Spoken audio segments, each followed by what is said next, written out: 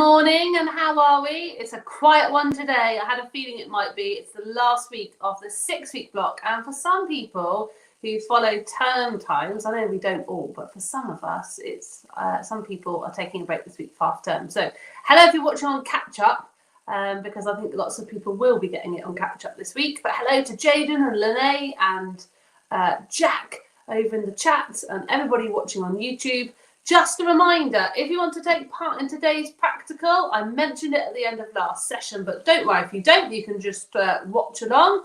But if you want to take part at the end of the session, you are going to need a tape measure. Now, a tape measure like this is better than a solid tape measure, but if that's all you've got, that's fine. And if you've got a ruler, well, you can probably make do with a ruler, that's also fine.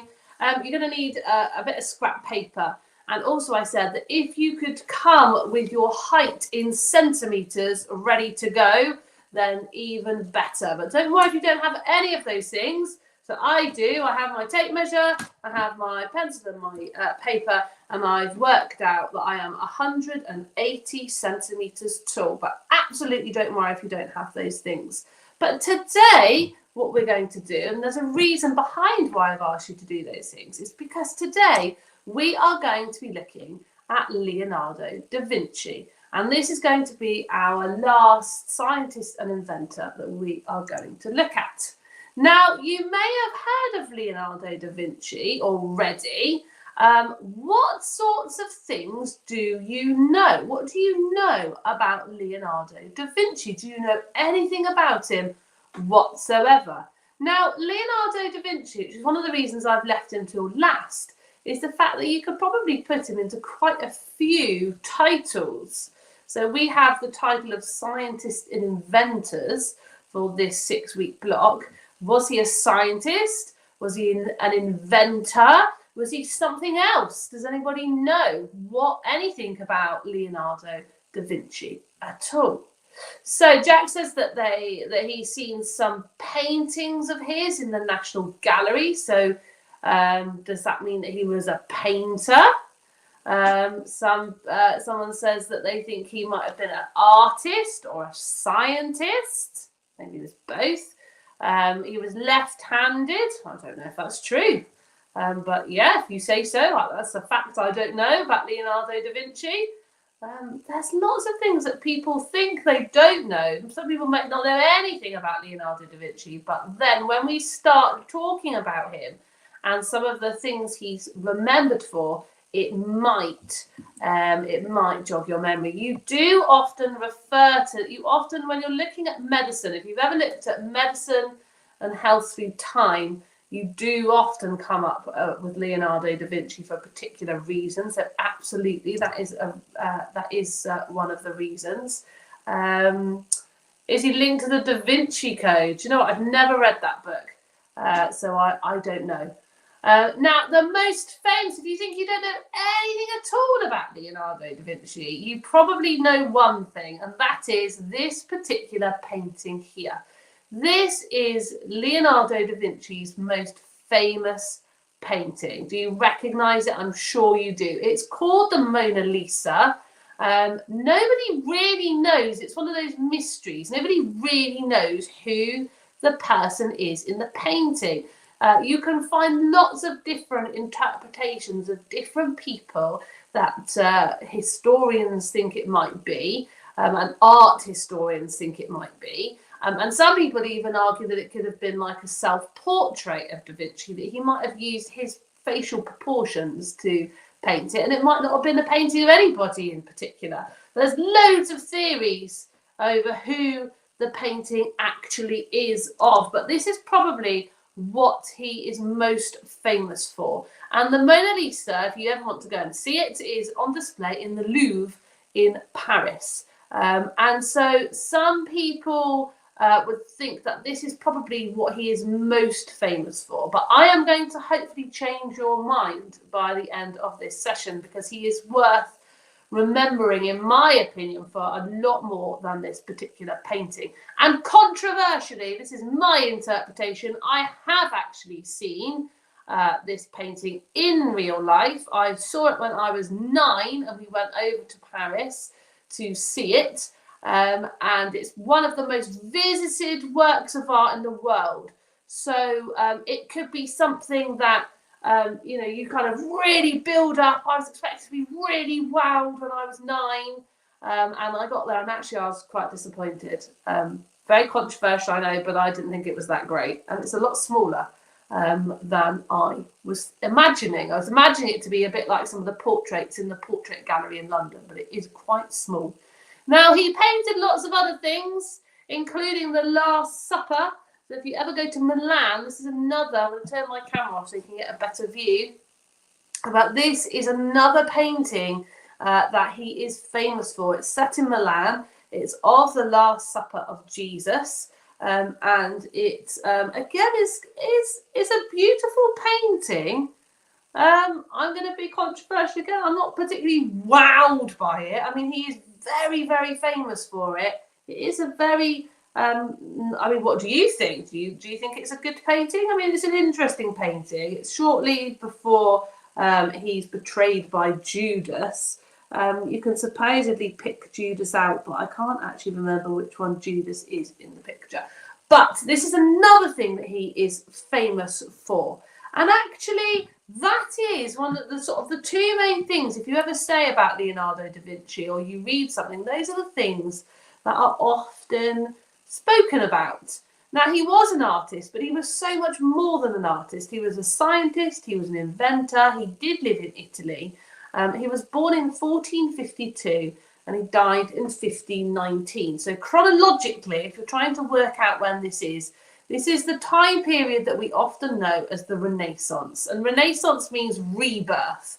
And so we have kind of the Middle Ages, like the medieval era. We've kind of had the Romans, we've had the Dark Ages. Not really much written about the Dark Ages. We won't get into the interpretations as to whether it was a Dark Age or not. We then have the medieval era, and then after that we have the Renaissance. Now, the Renaissance is kind of known as a period of time where we kind of get reinterested in science, in particular, science and technology, something that the Romans were very, very obviously very, very interested. So Renaissance means rebirth.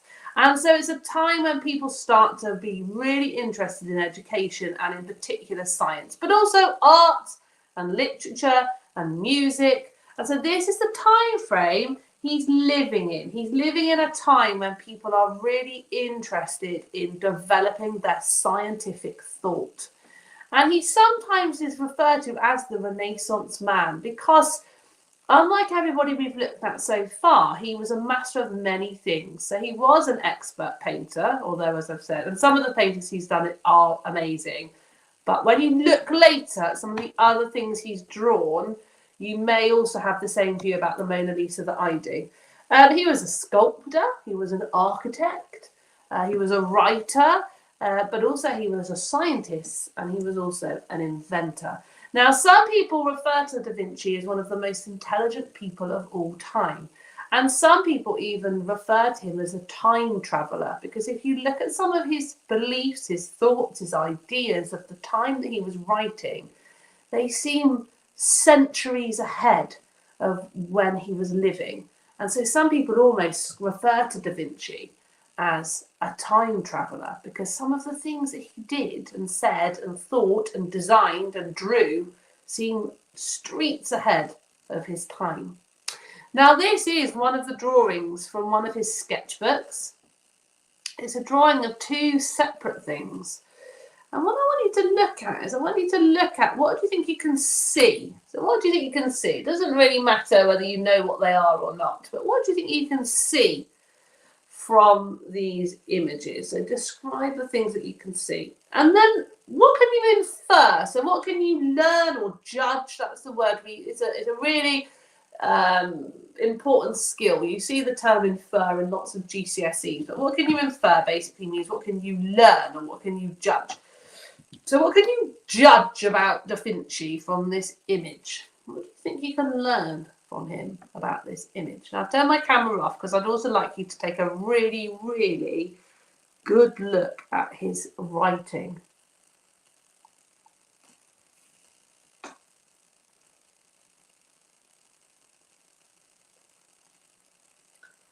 think about what you can see. So have a really good look, particularly as well the writing. And then what do you think you can learn about him?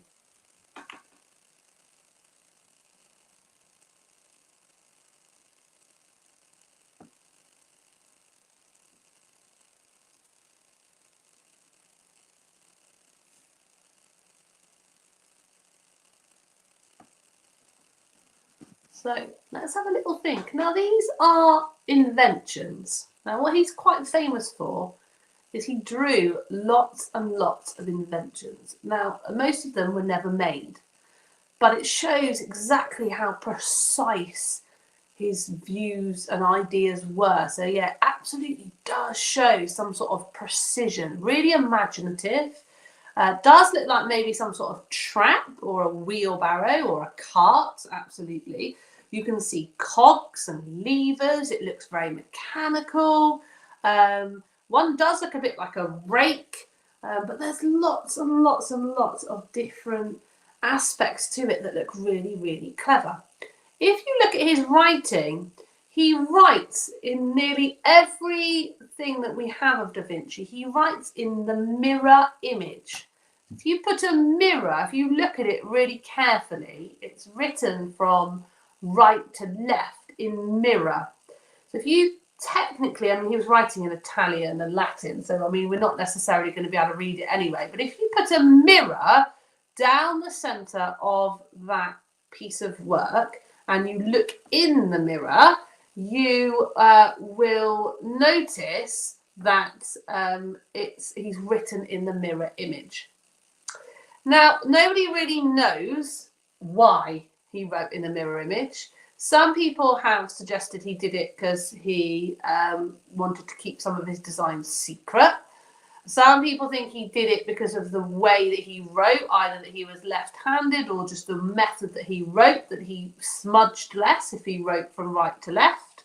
But he wrote nearly everything in the mirror, so the mirror image. Now, he did many, many inventions, and this is probably one of the most famous invention that he drew, and this is known as the helical air screw, and it was a flying machine. Now, he never made a lot of his designs. He sketched so many. He sketched diving suits. He sketched water lifting machinery, he sketched machine guns, he sketched armoured chariots, and this is a time machine guns were not invented until the 20th century, hundreds of years after he was alive. And so they didn't often have the technology to make his designs, but scientists have looked at a lot of his designs and said that they actually would work. We do have the technology to make a lot of them, and some people have tried to make some of his designs that they would work. But this is where he gets his view that people think he was almost a time traveller, that he travelled back in time, because he was drawing machine guns at a time when we didn't even have them. We wouldn't have had them for hundreds of years. And yet he was drawing, this is of like this amazing crossbow, but he drew so many of these particular inventions. And so that's something that he is famous for, this scientific mind.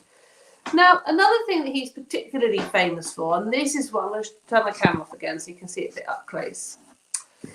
He also drew an awful lot of anatomical drawings. Now, it's a bit gruesome, but he dissected and studied a dead body, which is pretty gruesome. They were doing it a lot in the Renaissance to try and learn about the body. And he drew lots and lots and lots of structures of the human body. And if you look here, you can see like the skeleton of the foot, you can see the muscles in the neck. And this is what makes me realise how phenomenally good he was at drawing. And I think when you compare the skill of some of his anatomical drawings,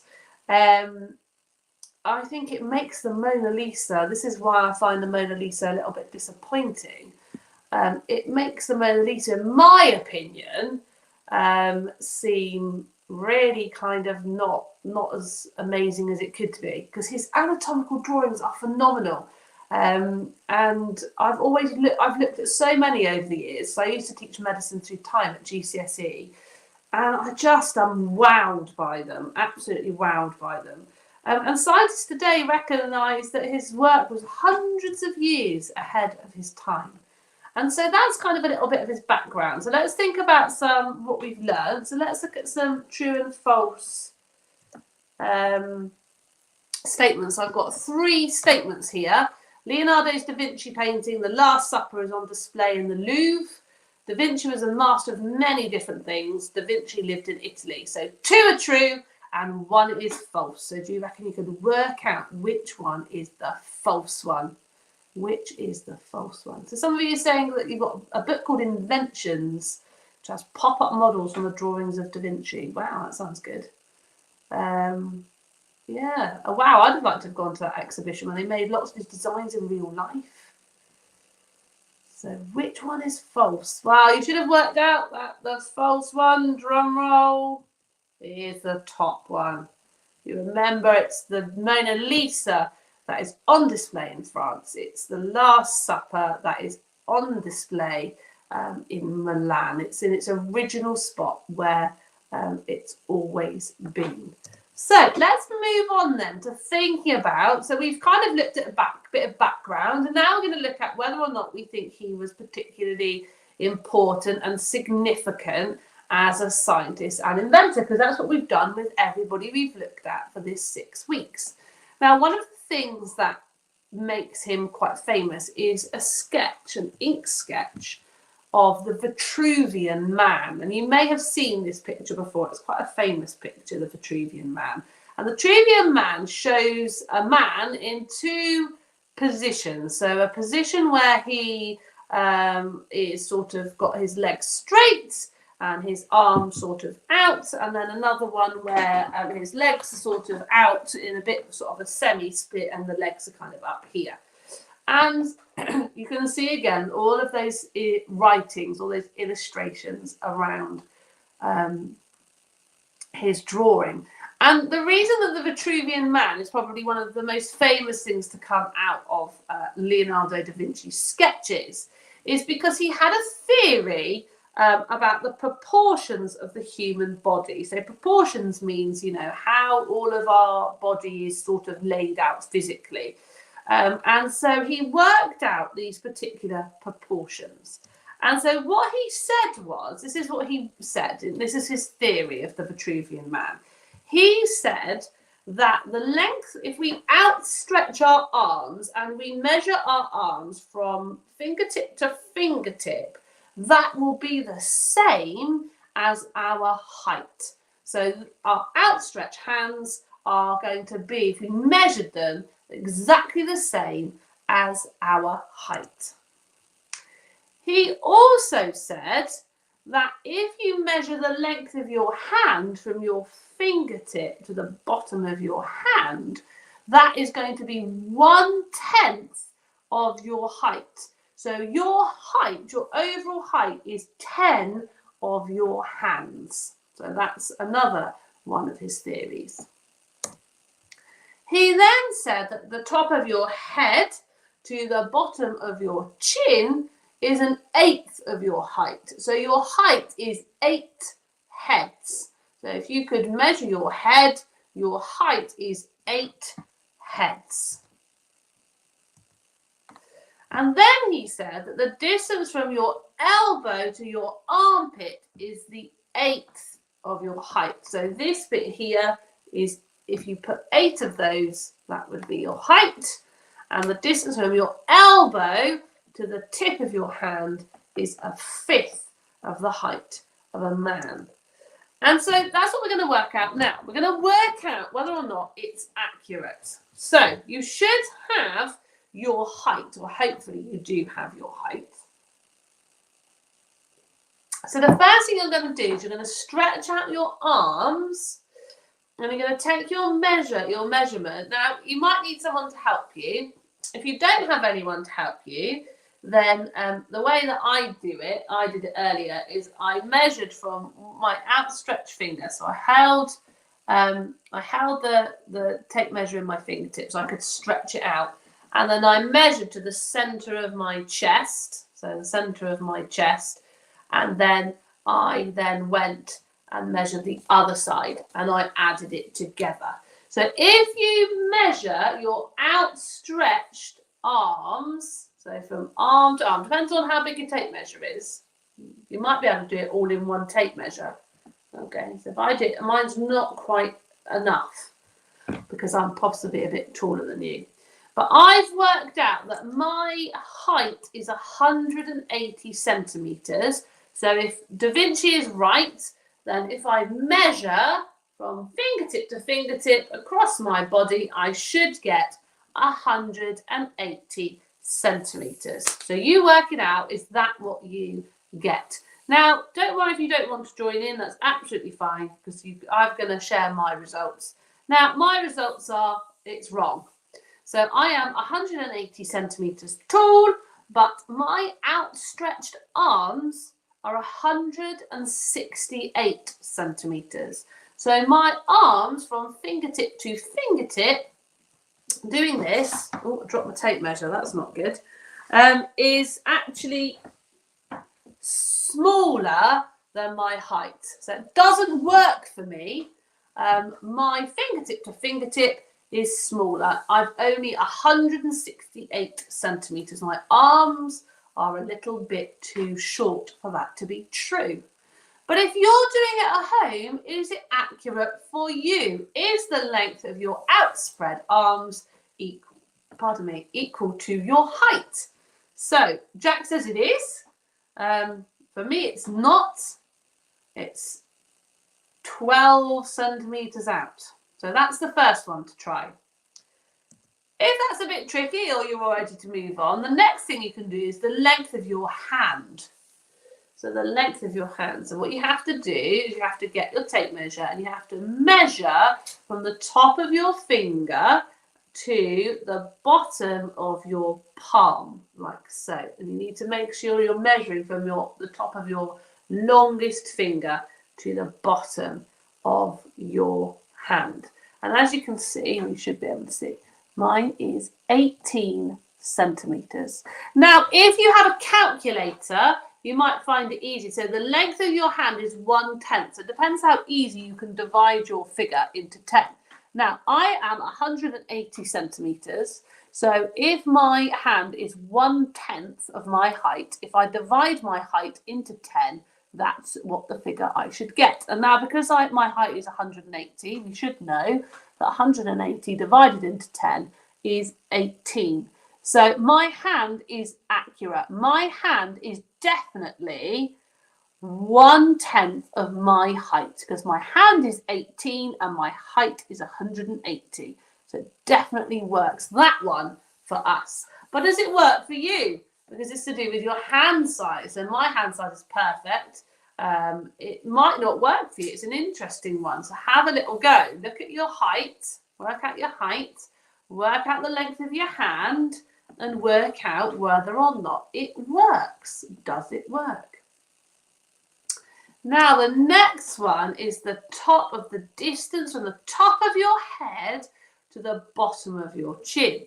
So you can get your head, and just you might need to do this in a mirror, to the bottom of your chin and work out what you get. Now I get, when I do the bottom of my chin to the bottom of my chin, I get 26.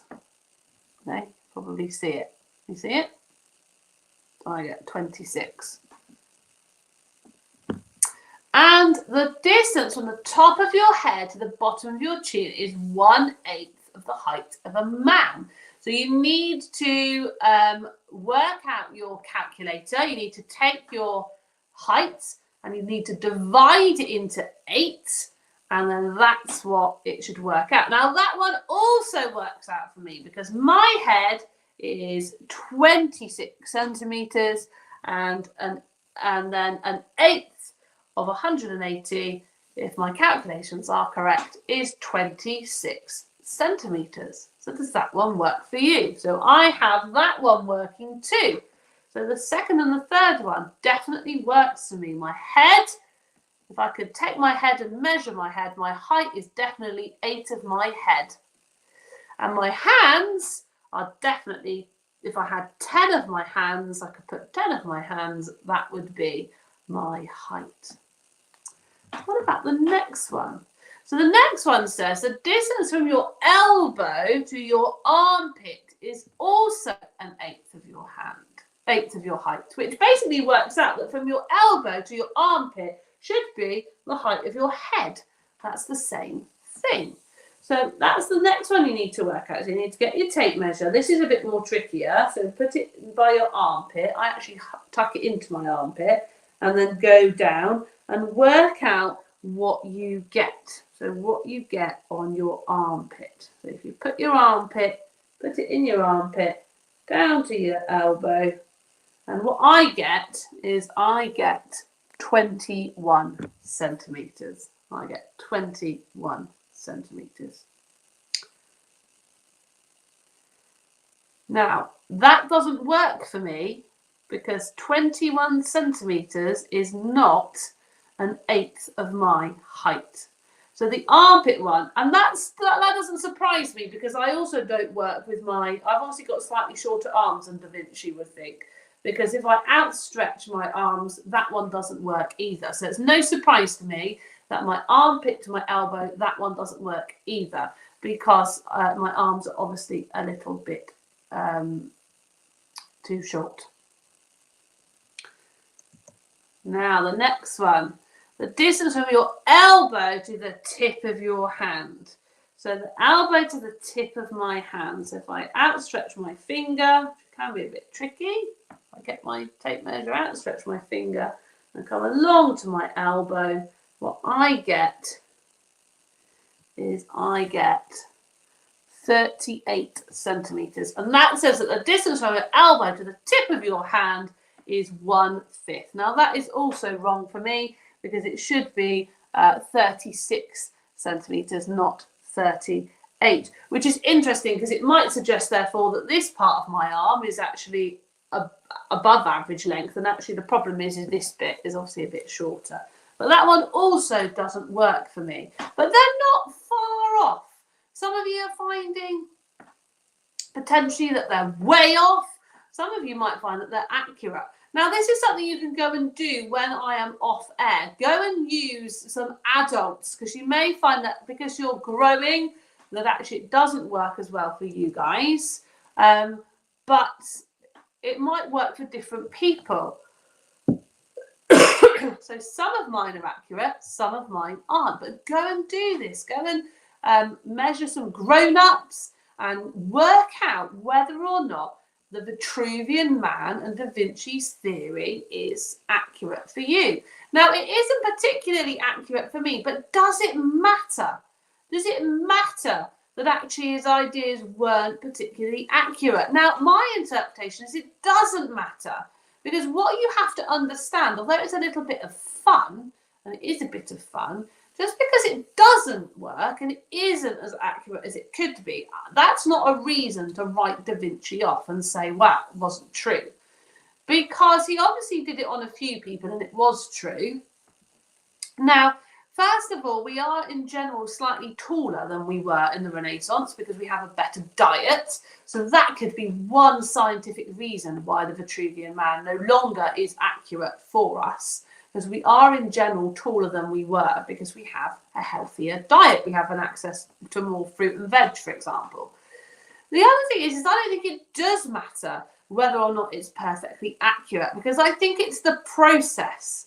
I think it's showing you the fact that this is a person who is starting to accurately work out the proportions of the body, who's trying to accurately measure things, who's trying to make inventions that are measured, and how those bits of those inventions all work together. So I don't think it really matters that it doesn't work entirely, because I think what you can learn from it is that Da Vinci is showing you this birth in scientific method that we don't really see up until this point in our development of humanity. We're seeing this development in scientific method of measuring, of calculating, of recording, of observing.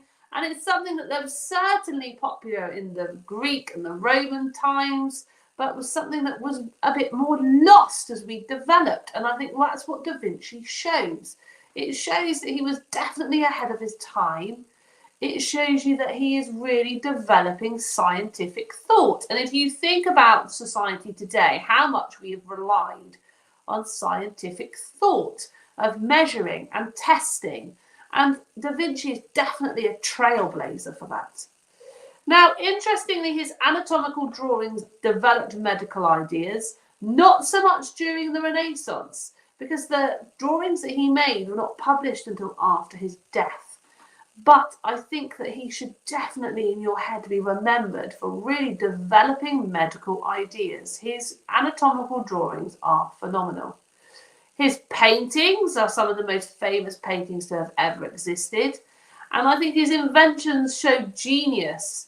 And they showed that he could think beyond the time he was living in. And I think that's really inspirational. I think having ideas that maybe you can't actually make because you don't have the technology. But I think that forward thinking is actually what makes him incredibly special. And so what I'm going to think about, what you think about is how significant do you think Da Vinci was? Does it matter that his inventions weren't made at the time? Does it matter that his Vitruvian Man was slightly inaccurate for some people? Or actually does it show some really key things about him that we should remember and we should take forward? Another thing we could think about as we go through the week, and you could talk about him, what you've learned about him, we're going to go and find out some other things, is do you think he should be remembered as an artist? Do you think he was a scientist? Or do you think he was an inventor? What do you think he should be remembered as? Because I think one of the reasons I wanted to do this lesson is because he's often just remembered as an artist. And people forget the inventions and the science behind some of his ideas. And so that's another thing to think about. But definitely go around and think about how significant you think he was at developing scientific thought. Now, that leads us to the end. So next week, I'm taking a week off so that I can have a week off because it's quite full on doing these every day. So yeah, I'm going to have a week off next week. And then the following week, so week commencing the 27th of February, is going to be another new set of topics. Now, next time, we are only going to have 5 weeks because of the way that Easter is. So week 6 actually is Easter Friday. And so we're not going to be running sessions then because I don't think that it's okay. I don't think it's kind of running sessions on Good Friday would be a good plan over Easter. So next week, we're having a week off and then we're going to be back for a 5-week term. So on Mondays, I am going to be in this lot looking at the Stone Age and the development through to the Bronze Age and the Iron Age. And the reason I'm doing it is because I think, and I might be wrong, but out of the 6 weeks we've done, lots of people really liked Mary Leakey and the stuff that she did on how humans developed. And so I thought we could take that forward and look at how we developed through the Stone Age to the Bronze Age to the Iron Age. And it also fits in really nicely for those of you that have been working with me on the book club. So that's what we're going to be doing on Mondays. On Tuesdays, we're going to be doing a polar region study. And that's going to move us nicely on from climate. So we're going to be developing our understanding of the polar regions, why they have the climate they do, and looking at plant and animal adaptations.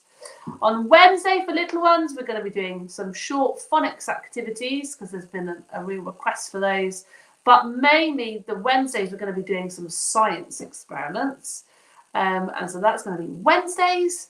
Thursdays, we're going to be doing another DT session. We're going to be looking at cogs and levers, and we're going to be making little mechanical machines out of card. And if you've been joining me for book club is going to carry on because we've only going to get to chapter 6 by the end of this week. Don't forget, if you join Rachel for Pathfinders, Pathfinders will also be continuing on a Monday at 2 o'clock. So that is it from me. Next week, I'm not here, but the week after, I'll be back at 11 o'clock for the Stone Age to the Iron Age. Have a go at measuring the Vitruvian Man with some of your grown-ups.